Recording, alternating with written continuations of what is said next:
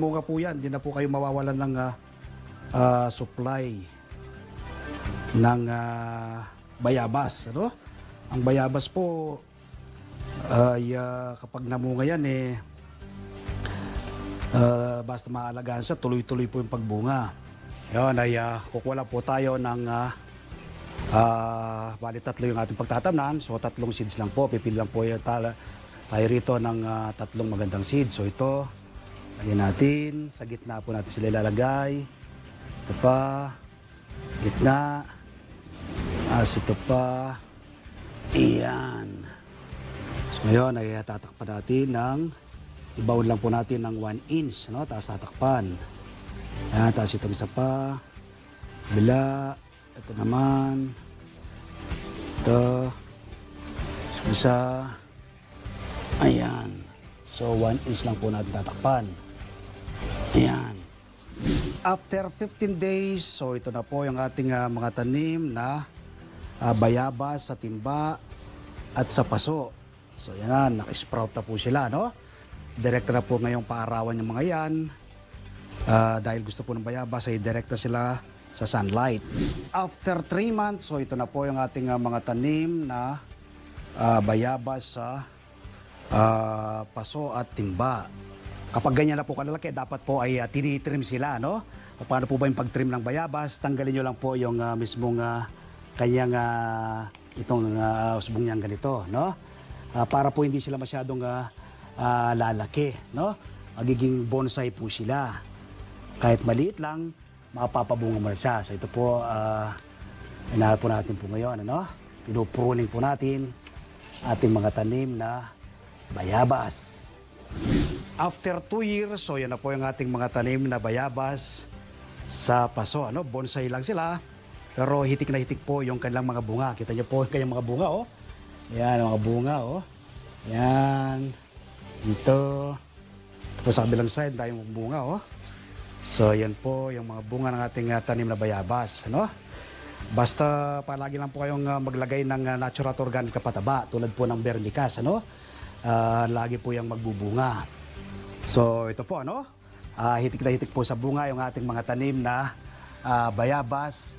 Nakatanim lang po sa paso at sa timba. Kita niyo po yung kanyang mga bunga, no?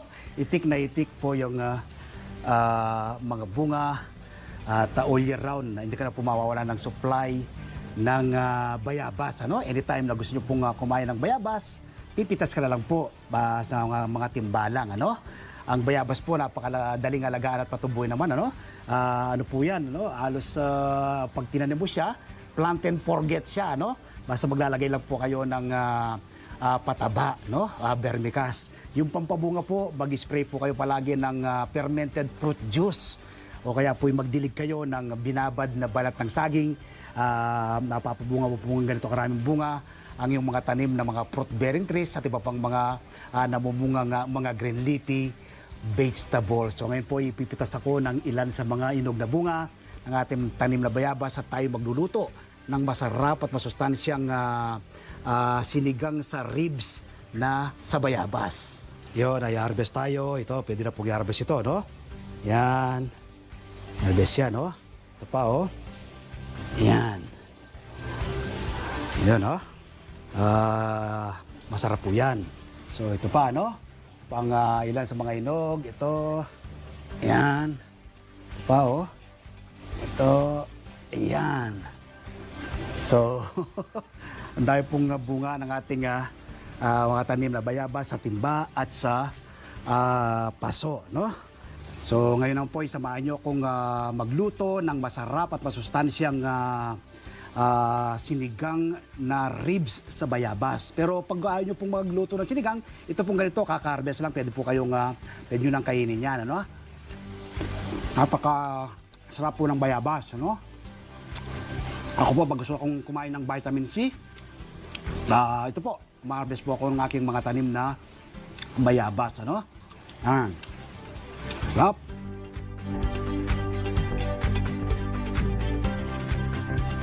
Ito po yung kumpletong sangkap ng ating lulutuing masarap at masustansyang sinigang na ribs sa bayabas. Siyempre po yung ating ribs tapos bayabas, sibuyas, patis, siling haba o siling panigang, at ang ating pangsaog na kangkong. So yun po ang kumpletong sangkap. So ngayon ay ilalaga natin itong ating bayabas. Tatakpan natin. Yan. Okay, after mga 5 minutes po natin mailaga, ay malambot na po yung ating bayabas. So yan. So ngayon ay pipirisin po natin itong ating bayabas para po mas lumabas yung kanyang katas. Yan. So dapat po dudunot-dunutin po ng ganito, Yan. Ang ano po yan, advantage po niyan, lalabas po yung kanyang katas pa. Tapos yung kanyang, dahil ito po yung gagamitin nating asim pang-asim. Sa amin po kasi dito sa Pampanga, sinasama namin mismo yung mismong bayabas, batas, mapiris. Yung iba po, sinasala po nila yan. Pero sa amin po, hindi. So ngayon po, ilagay na natin ang karne. Ayan, ang ating ribs. Ayan. So ngayon, pandaran natin ang kalang. Ayan, kanina po, kahit pinagsama natin yung sibuyas at saka yung karne, hindi pa umandar ang kalang. Ayan, takpan natin. Ayan, tingnan natin ngayon. Ayun, kumukulo na, Ang bango. Tapos, pag kumukulo ng ganyan, pwede nang ilagay ang patis. Yan. Ayun. Takpan natin uli. So, ngayon, ay ilagay na natin yung kangkong. Ang kangkong. Yan. Kakarbes lang din po ng ating kangkong na yan, Ayun. Alright. Taas ng kangkong ay ang ating siling haba. Yan. Pampagana, pampasarap at pampasustansya ng ating sinigang. So nga po pala yung ating karne kanina, Pinalambot ko na po yun. Kaya tiyak napakasarap nito at malambot siya. Tatakpan natin ngayon. At ilang saglit lang ay luto na po yan. Okay, tingnan natin kung kulo na yan. Ayun, kumukulo na. So, yan luto na po, Hindi na huwag natin i-overcook yung mga gulay. Yan. Okay na po yan. Patayin na natin ang ating kalang. So, ito po yung ating bagong lutong sinigang na ribs sa bayabas. So ngayon ay titikman natin itong ating bagong lutong sinigang na ribs sa bayabas, alamag sa reporter. Ilagay tayo ng sabaw. Tapos yung ating bayabas po, hindi ko to sinala, Mas gusto ko kasi kasama talagang bayabas. Tayo ng ating karne, ng ating ribs dahil malambot po siya, Yan, lambot. Yan. Yun ay i-taste na natin to kung gaano to kasarap. Yan.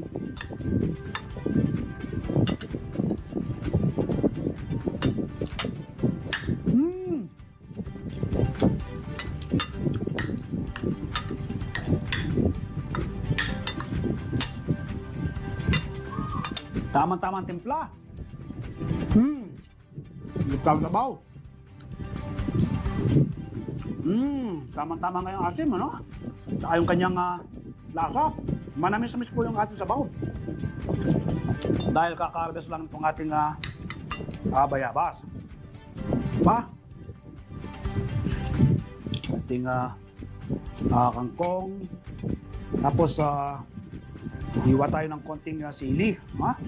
Konting sili, pampagana. Ito.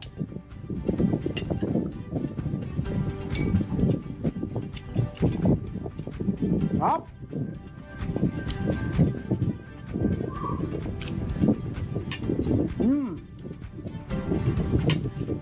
So yummy. Panalo, no? Magluluto rin po kayo nito, no? Tiyak po magugutan din po ng yung ang mga anak at ang buong pamilya kapag kayo magluluto ng ganitong sinigang sa bayabas, ano? Pwede rin po yung hipon ang inyong gamitin o kaya po yung tiyan ng bangus, no? At siyempre po yung ating ribs from garden to table.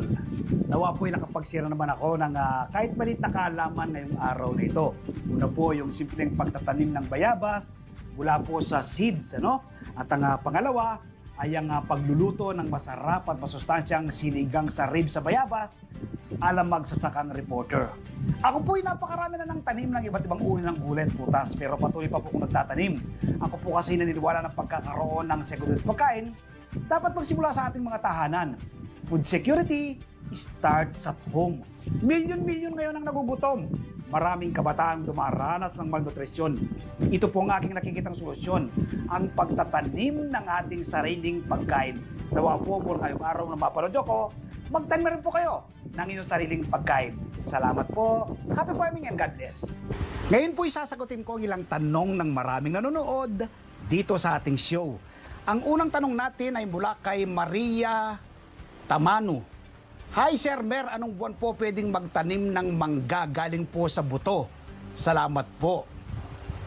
Thank you very much sa Maria. Kahit anong buwan ay pwede kang magtanim ng mangga. Wala namang pinipiling panahon yan. Basta alagaan mo lang ang iyong itatanim o yung ipinupula o nananarsari na buto ng mangga.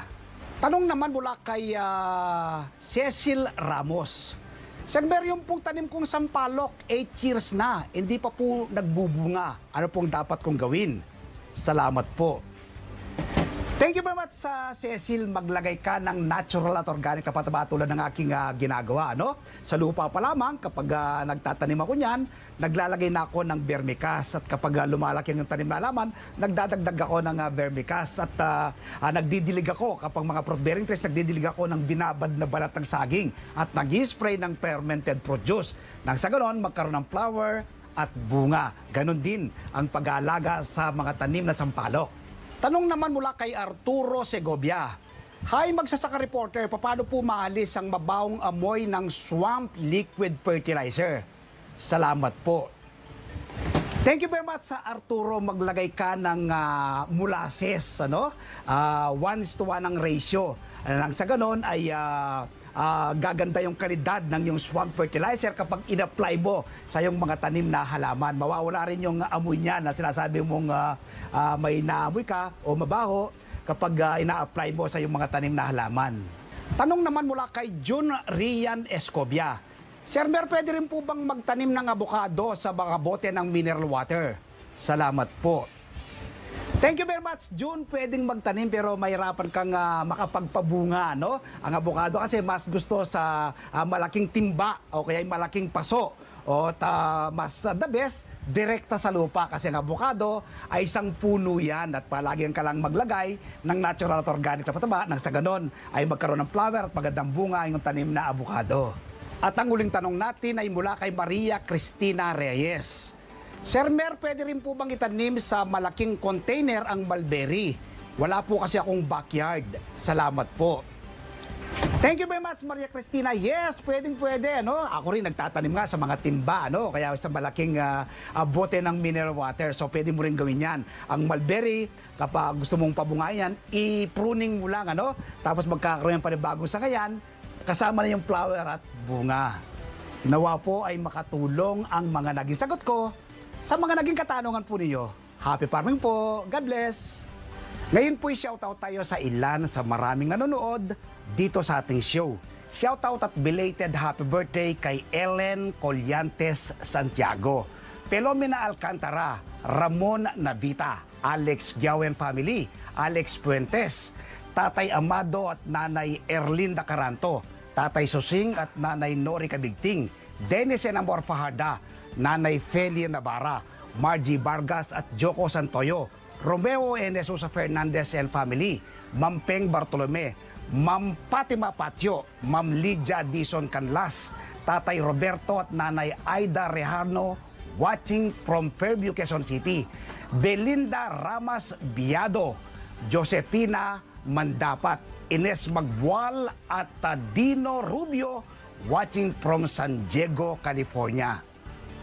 Magkita-kita tayong muli dito sa Masaganang Buhay sa susunod na linggo. Ako po si Merlison, kami ang 1PH, teleserbisyo para sa Pilipino.